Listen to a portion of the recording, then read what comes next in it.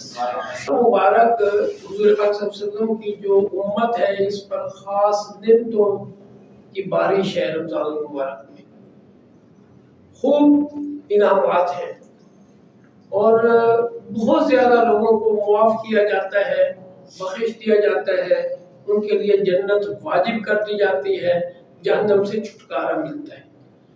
بہت سارے خوش قسمت ترین لوگ ایسے ہیں اور اس سارے معاملات کو زیادہ تر شب قدر رات میں دیکھا جاتا ہے۔ طاق راتوں میں کوئی ایک رات شب قدر ہوتی ہے، لیکن افسوس، سخت افسوس کہ 4 ایسے بدقسمت ترین لوگ ایسے ہوتے ہیں جن کی بخشش اس رات میں بھی نہیں ہوتی۔ اتنے بڑے بدبخت ہوتے ہیں 4 قسم کے لوگ۔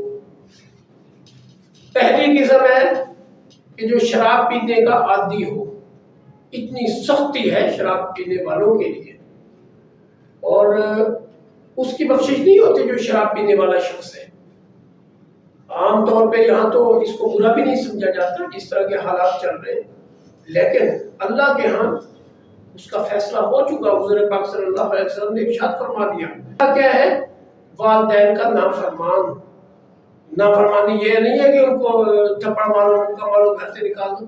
نافرمانی یہ بھی ہے کہ آپ لوگ کہنا نہ مانو، آگے سے باتیں کرو، آگے ان کا مطلب ہر بات کا مذاق اڑاؤ، یہ بھی نافرمانی میں آتا ہے۔ اور تیسرا ہوتا ہے قطع رحمی کرنے والا، یعنی رحم نہ کرنے والا دوسرے لوگوں میں۔ اور چوتھا شخص ہوتا ہے جو دل میں کینہ رکھے، بغض رکھے، کینہ رکھے دل میں۔ 4 قسم کے لوگ۔ اب پہلی قسم میں آپ کو بتاتا ہوں۔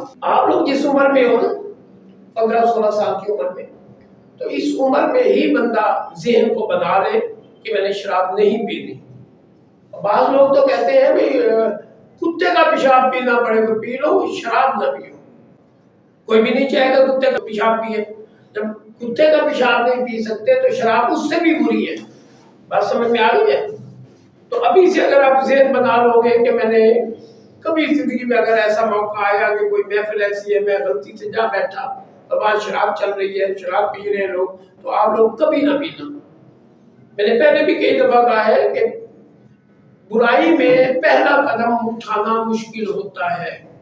پہلی دفعہ شراب پینا مشکل ہوگی، جب ایک دفعہ منہ لگ گیا ہے پھر شراب چھوڑنی مشکل ہو جائے گی۔ جب شراب پینا شروع کر دو گے پھر شراب کو چھوڑنا مشکل ہو جائے گا۔ اس لیے آپ ابتدائی نہ کرو، اپنی زندگی کے رخ ایسا بناؤ کہ جس میں شراب نام کی چیز نہ آئے۔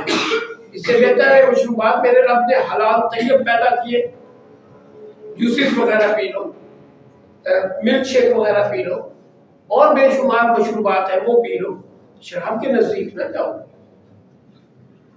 سمجھ آ گئی ہے؟ امید ہے آپ لوگ اس پر عمل کریں۔